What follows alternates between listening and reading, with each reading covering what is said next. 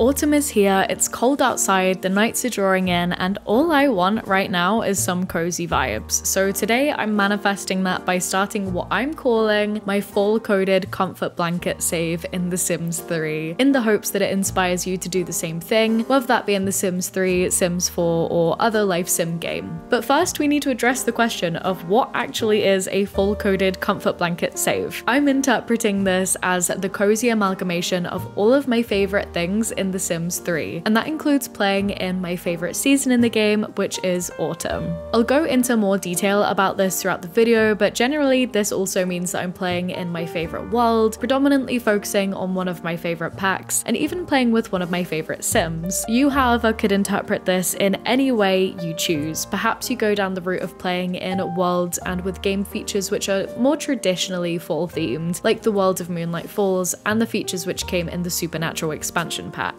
Actually getting into setting up my save file then, if you've seen any of my How to Start a Legacy challenge content before, you'll know that I prefer to do some background prep before I launch into the game. This helps me feel a little bit more prepared and to build a sense of anticipation and excitement to get into the game, which usually means that I'm less likely to get bored of the save within a few days or hours. The first step in this is deciding on the general gameplay direction I want to follow in the first generation of the Legacy challenge. Answering this question was fairly easy, as again I'm wanting to play with all of my favorite features in The Sims 3. So I'm starting this save in the world of Monte Vista because I think it's just one of the most gorgeous worlds which EA have created. However, I won't be here all too much, as I'm wanting to focus on exploring the destination worlds which were introduced with the World Adventures pack, which again is one of my favorites. Despite all of this though, there is still so much of this pack which I'm yet to experience. So to make sure I'm diving into as much as I can and that I have some kind of focus as I play, I've drawn on AG Kitty's completionist leprosy challenge to build out some of the to-dos which I want to achieve in my first generation. I've jotted all of these goals into a Notion page which I've set up to keep track of everything, including my Sims and aspects of story which I want to remember later. But before I list those goals, I should probably introduce the Sim who will be the founder of this challenge, and that is Lolita Goth.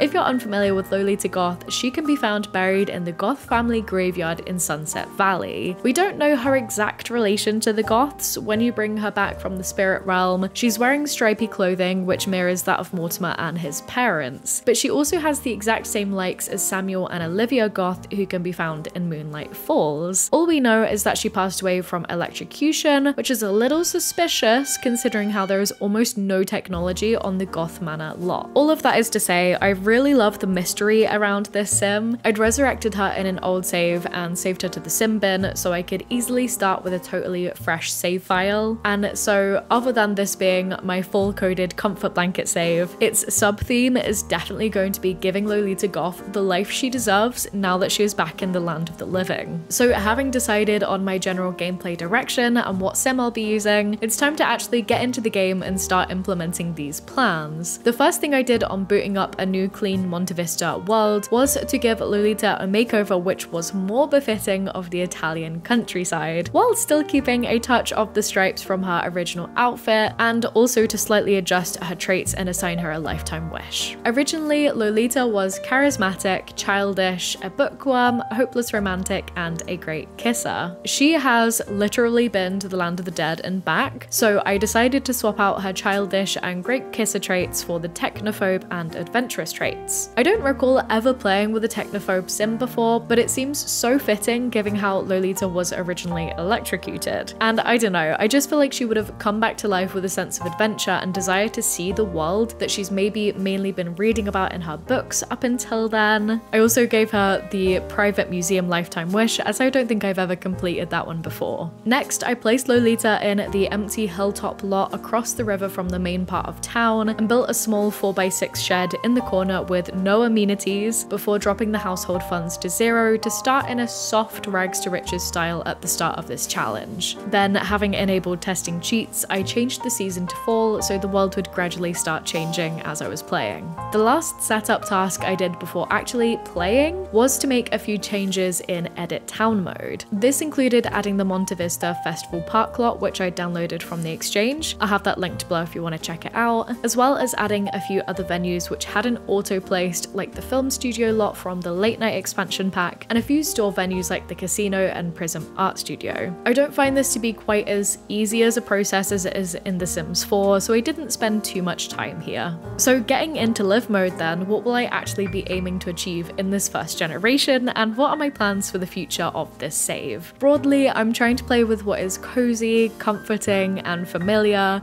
but also to push the boat out and explore some new things within that too. So my goals for Generation 1 are, firstly, to have Lolita complete her lifetime wish and to have mastered the nectar making, photography, and martial arts skills, all of which were newly introduced with World Adventures. Being a bookworm and a hopeless romantic, I gradually want to have Lolita master the writing skill as well, and to publish fiction books which follow her adventures. I downloaded a mod which lets your sim write books in a physical notepad rather than at the computer, which is perfect given how Lolita is now a technophobe. But with that said, I'm a little bit nervous to see how she gets on with the photography skill, but I feel like her desire to maybe capture the images of her adventures would drive her to push out any discomfort she might have from using technology. Next, I want to reach visa level 3 in at least one destination world, if not all 3 of them, but I'll see how I get on there. I'd like to buy a holiday home in one of these destination worlds too, as traveling is a great way to find collectibles, and I'll be picking up lots of relics as I go to complete Lolita's lifetime wish. I also want to make a good start on collecting one of every type of metal and gem in the game to make my own at-home display area. I don't know if I've ever had an encounter with a mummy while exploring in The Sims 3, and I had no idea that your Sims can both become a mummy or have one join their household. So quite loosely, I want to play around with some mummy gameplay, I guess. Lastly, as I'm hoping to turn this into a legacy and to have the Goth dynasty plant roots in Monte Vista, Lolita will need to find a partner and or at least have one child. As for my aims with going forward in the save file, it's early days, but I may try loosely following the Leprosy challenge structure and have Generation 2 focus on gameplay from the Ambitions expansion pack, which happens to be another one of my favorites. In this, as Generation 1 is going to be focusing more on the collection side of things to build up some wealth, I am excited to play around with some more of the active careers which are introduced in the Ambitions pack, because while I've played around a lot with the inventing and sculpting skills, I still have a lot to learn